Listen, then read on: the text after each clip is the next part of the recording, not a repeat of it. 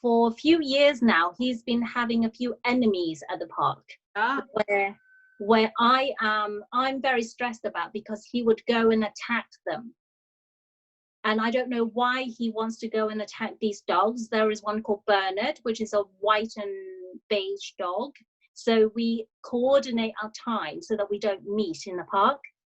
And then there's two tiny weenie dogs, one black and white and one brown, and they live next tower to us. And I don't know why he doesn't like these dogs. And I'm very wary of new dogs in the park when I see one.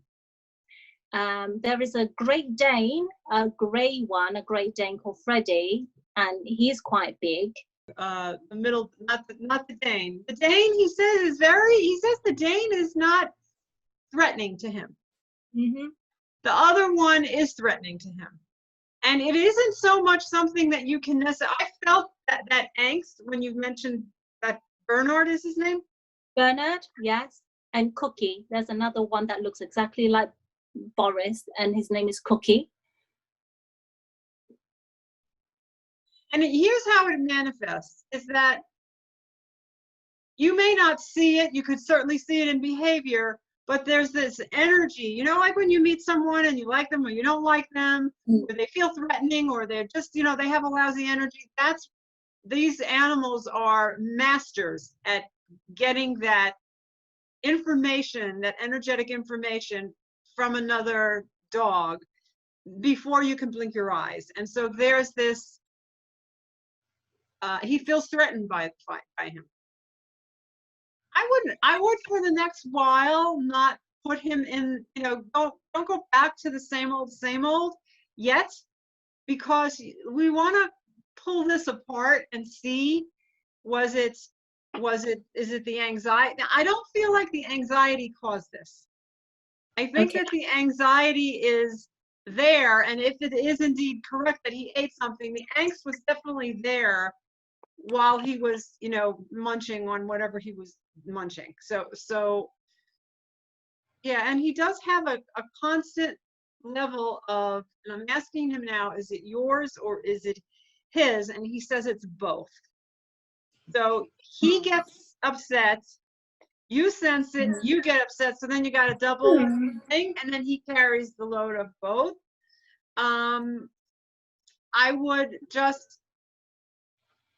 I would wait on putting him back to his normal routine until you have some clear medication-free Boris back in the picture. Okay. You know what I'm saying? It's like, let's find out about the steroid, because that's very concerning to me. Is he better because we gave him a steroid? Which sometimes steroids can actually trigger you to get better. But how long does that better last? I mean, is it Boris or is it the steroid? And you know, he is not quite, I don't find him quite there. I still have a feeling of sour, I want to say, or maybe it's a combination of sour and angst right in the center of his gut. How can I make him better? How can I make him more relaxed? When we speak, or when you feel something and then it comes out your mouth, they pick up that before you speak it. So what I'd like you to do is start to talk to him in your language, but when you start to connect your visualizations with your words.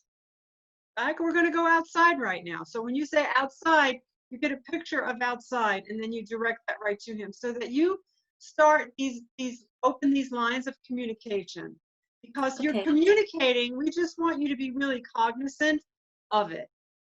Because he feels you, you feel him. But it's kind of like you're in two different universes, and you want to start talking like you would talk to your child.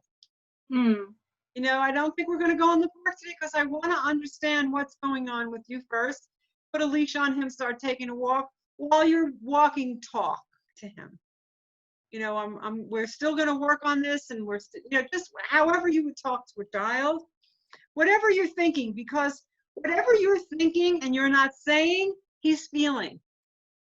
So you want to start communicating your feelings. And then, you know, if you continue to do this, it might feel a little awkward at first, But then you're going to start receiving information from him, which you actually already do. But you say, I have a feeling this, or I have a feeling that.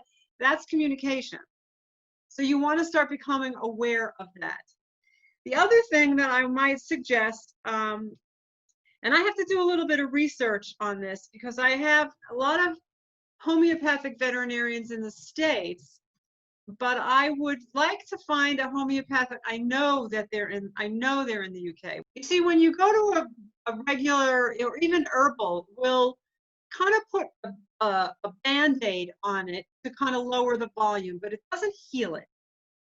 Homeopathy will match the angst with a remedy, and then it changes the being and the way they see the world. So that's something, you might want to start to research. They can always address behavioral as well as physical.